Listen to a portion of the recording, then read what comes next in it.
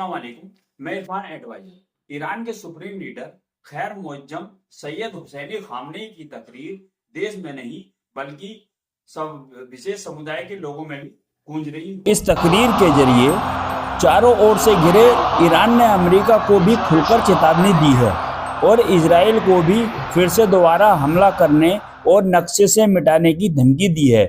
Khamenei ने अपनी तकरीर में कहा है कि इस्लामिक देशों को एकजुट हो जाना चाहिए क्योंकि इस्लाम का दुश्मन इजराइल है।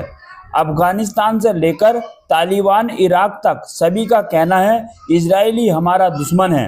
वह सबको आपस में बांट रहा है, लेकिन इजराइल से लड़ने के लिए सभी मुस्लिम देशों को आगे आना होगा और इजराइल का खात्मा करना होगा। खामनेई ने कहा है इजराइल हिजबुल्लाह से सामने से नहीं लड़ रहा और बेकसूर लोगों पर बम गिरा रहा है और हत्याएं कर रहा है। तेहरान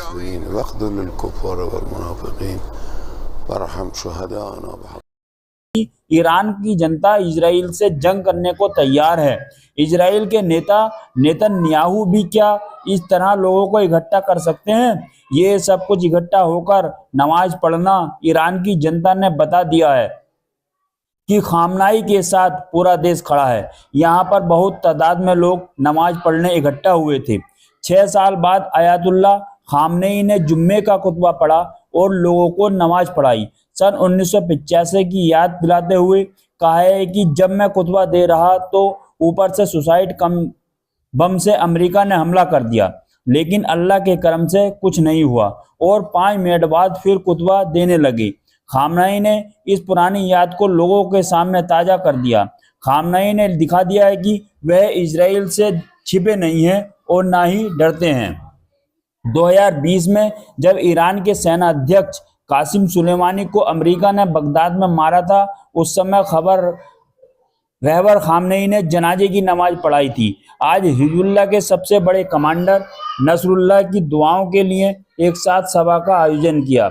दोनों ही बार खामनेई ने दुआएं पढ़ी और ईरान और लेबनान को मजबूती के साथ खड़े रहने को कहा। 1 अक्टूबर को ईरान ने इजराइल पर कई मिसाइलें दागी। उसके बाद ईरान और सख्त होता नजर आ रहा है।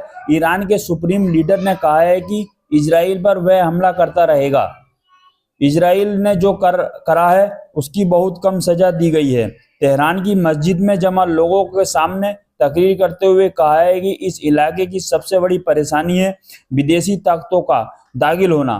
खामनेई ने कहा इजराइल अमेरिकी की ताकत पर जिंदा है, लेकिन ऐसा अब नहीं होने देंगे। खामनेई ने कहा है कि अमेरिका भी अपनी ताकत दिखाकर कब्जा करना चाहता है और विदेशी ताकतों पर अपना सिक्का चलाना चाहता है। अब ईरान के साथ काफ़ी मुस्लिम देश संगठन भी आ चुके हैं, जिसमें सऊदी अरब भी साथ में है, लेबनान इराक भी साथ में आ चुका है। अब इजराइल को सबक सिखाने की हर देश ने जिम्मेदारी ले ली है और अब युद्ध बहुत ही लंबा चलने वाला है।